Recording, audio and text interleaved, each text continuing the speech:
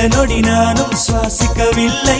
கடவுள் பார்த்த பக்தன் போலே கையும் காலும் ஓடவில்லை.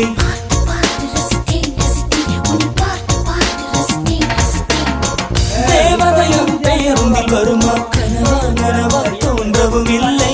நல்ல வேளை சிறகுகள் இல்லை, நானும் அதனால் நம்பவில்லை. நெற்றி என்ற மேடையிலே ஒற்றை முடியை ஆடவிட்டால், ஒற்றை முடியில் என்னை கட்டி உச்சி வயலில் தூக்கிலிட்டாள். மனதில் இத்தனை ரணமா, அடவலியில் இத்தனை சுகமா.